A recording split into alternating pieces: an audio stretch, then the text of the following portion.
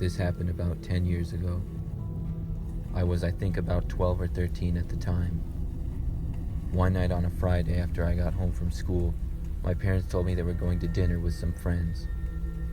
That meant I would be home alone for the night. I was the only child and my parents would occasionally leave me alone. I always enjoyed it because I felt cool and grown up to have the whole house to myself. I asked my parents if I could have my friend Ryan over, and he came over a little bit later. We played some basketball, and then my parents left. Me and Ryan played some video games for a few hours after that, and then he left to go home. I stayed in my room playing Madden on my PlayStation. About 20 minutes later, I thought I heard a noise coming from downstairs. It was now around 9 p.m., so I assumed it was my parents and I thought nothing of it. However, not too long after that, I got a call from my mom on the phone, and she told me that they wouldn't be home for about another hour. Still, I had forgotten about the noise at that point, and I kept playing video games. That is, until out of the corner of my eye, I was sure I saw somebody walk past my bedroom and down the hall. I had my bedroom door open only about a foot or two, but I was sure I had seen somebody walk by. I tried to convince myself that it was just our cat or something, but suddenly I got really creeped out and I wasn't feeling safe in my bedroom anymore. I wanted to get out of the house, but I was afraid of what I had seen. I waited in silence to see if I could hear anything else, but there was no noise. Then I heard the floor creak at the end of the hall past my bedroom. My door didn't have a lock on it and was on the second floor, so I felt if I made a run for it, I would be able to safely get downstairs and outside. I just didn't know who or what was at the end of my hallway. I was too scared to make any noise or look down the hall. I just sat there in my chair, staring at the crack in my door to see if whoever was there would walk by again. After a couple of minutes, I finally got enough courage to walk over to the door. I did it as quietly as possible and then stood next to the door and listened. I didn't hear anything, so I decided that on the count of 3, I would quickly walk out of my room and down the stairs as quietly as possible and then go out of my house. I took a deep breath and quickly left my room, but as I did, I guess that my curiosity got the better of me and I looked to the end of the hallway. I saw a dirty woman with really messy hair crouched down against the wall with her hands over her face. As soon as she saw me, she started to scream. I was more than freaked out, and I ran as fast as I could down the stairs and out the front door. As I did, I heard her screaming getting louder and louder. When I got outside, I immediately took out my phone and called my parents. They told me to call the police, so I did, and then I ran to Ryan's house, which was about 5 minutes away. My parents picked me up from Ryan's, and then we all went back to my house where we saw multiple police cars with flashing lights as well as an ambulance. I had to talk to the police, and my parents did for a while too. I guess when Ryan left out the front door, he left it open, and a lady that was messed up on drugs walked right in. It was something I will never forget.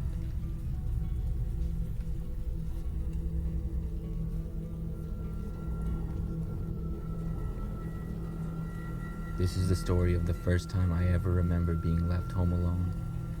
I'm guessing I was 8 or 9 years old or so. I had 2 older siblings, so usually when my parents went somewhere, they would stay home with me. But finally one day, my parents were both at work, and my sisters left to go to a friend's house, so I was home alone for the first time in my life. It was a strange feeling being all alone in our house. I remember I was a little scared, so I even went to all the windows and shut them and made sure all of our doors were locked. I knew nothing would happen, but still, I did it to make myself feel safer. I remember I went into the living room and turned on the TV and started watching. I was having a relaxing afternoon until I heard a knock on our front door.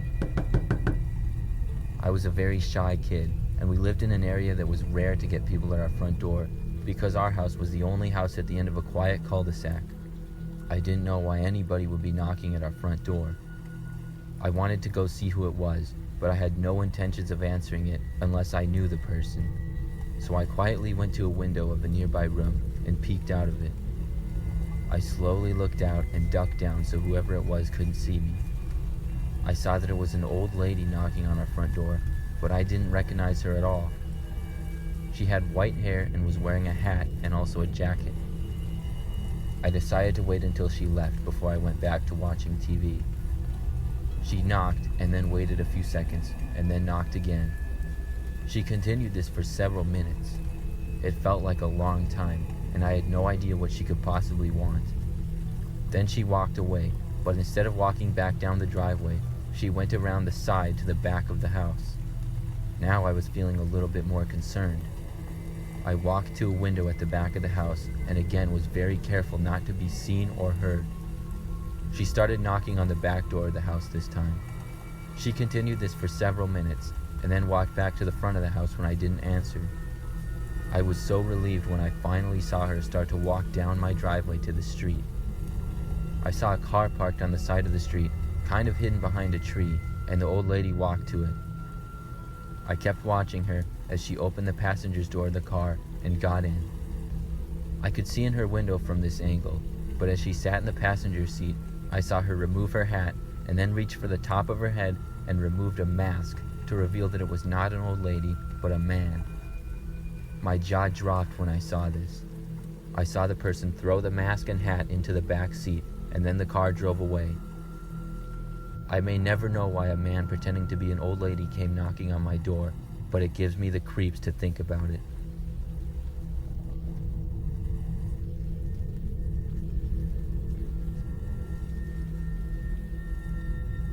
Hi, my name is Jay, and this is the most traumatizing experience of my life.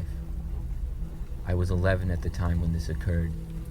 It was just a day like any other. My parents were both doctors, so they constantly went in and out of work, so I was home by myself a lot. I never had a problem being home alone. On this night, it was 8 o'clock, and I was just watching a movie when I started hearing rustling in my bushes.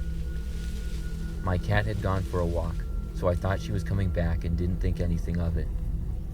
5 minutes passed by, and I had forgotten about the rustling until I saw my motion light turn on.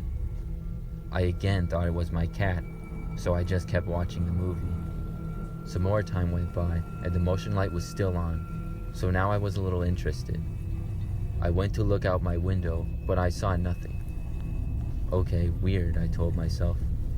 About 10 minutes later, I saw my motion light turn on, and this time, I thought it was some kids trying to mess with me.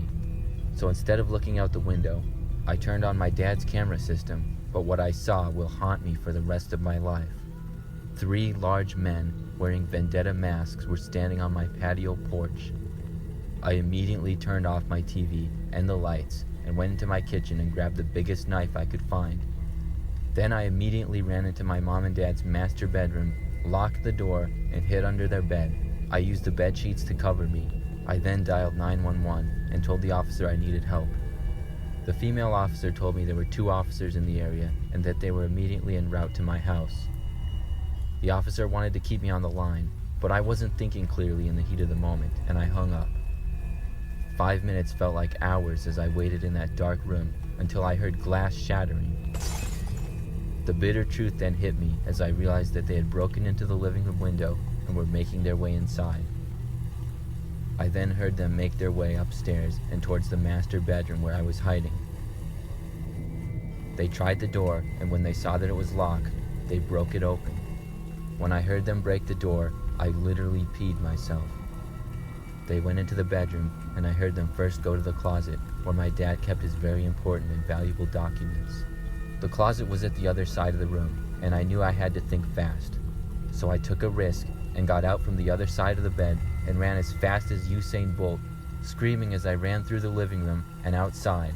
The miraculous sound of police sirens was like music to my ears as I flagged them down. They pulled over and I ran and hugged them and said that they were in the master bedroom. Some officers ran into my house, and moments later I heard shouting and then 3 gunshots. 10 minutes later, 2 ambulances arrived, along with my family and some friends who were worried sick. The rest of the night was me making statements and filling out police reports. I then learned 2 hours later that when the cops went into the house, they saw that the men were making their way upstairs. They told the men to freeze, but one of the men pulled out a gun and fired it at the officers. It hit the officer in the leg, and the other cop shot 2 bullets back, killing one of the suspects instantly and causing the other 2 to surrender. If you're wondering, the cop that was shot did survive. This experience was extremely traumatic, and I had to take therapy for the next 8 months to cope with what happened that night.